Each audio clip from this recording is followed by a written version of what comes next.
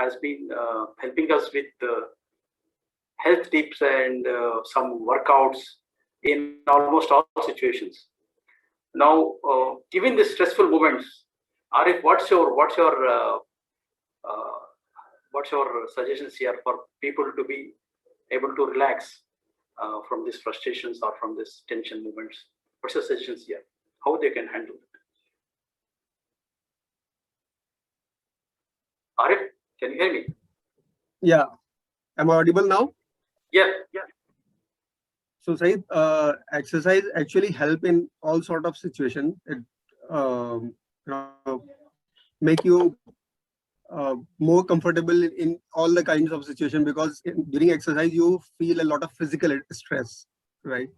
So your body as well as your mind attains that comfort in during stressful situations as well. But I want to bring some one more aspect to it, that a lot is spoken about importance of time management, financial management, even you were talking about health management. But do we ever talk about love management? So there is one aspect actually which we really need to manage, and that is anger management. Let's just ponder a bit on what options Raj had in Hemant's story when he actually slapped Simran, and which actually ended in their dream relationship. Anger can be useful if used wisely with limits of duration and intensity. You can get a lot of things done, but you only need to learn how to control it and not get controlled by it, right? So, if you allow me, I just wanted to share a story, one of my personal story that happened, and I never felt so infuriated in my life, uh, which I felt then. And I was working for one of the pharmaceutical companies then, and I was known and respected for my performance, my timely reports, submissions by my colleagues as well as my superiors, or at least I thought so. Now, once a close friend whom I had known for many years became my boss. That can happen in jobs. I was happy for him and even excited to see him promoted. And I was thinking that next turn would be mine. And it was only a few days since the person got promoted and he sent me a message regarding submission. So being a friend, I jokingly replied him that I don't like such messages. And that's why I complete all the tasks even before timelines.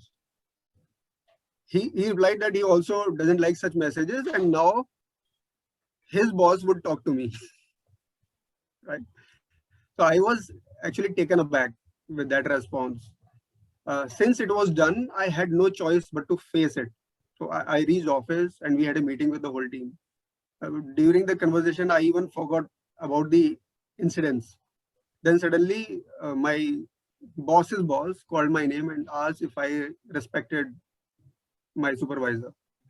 I said, of course, he had been a great friend and I genuinely respected him.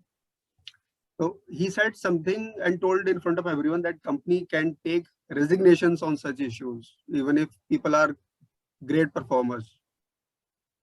Now, I heard such sharp words for the very first time. I was very angry. I could feel the rush of blood to my face, my fists getting harder. I could not understand their perspective because of that anger.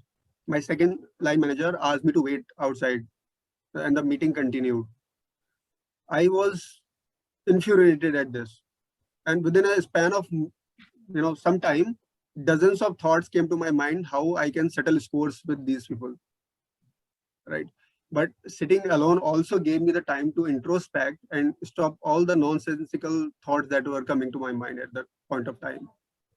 And when meeting got over, I was called by my senior manager. Went inside his chamber, and by the time I went there, I had calmed down.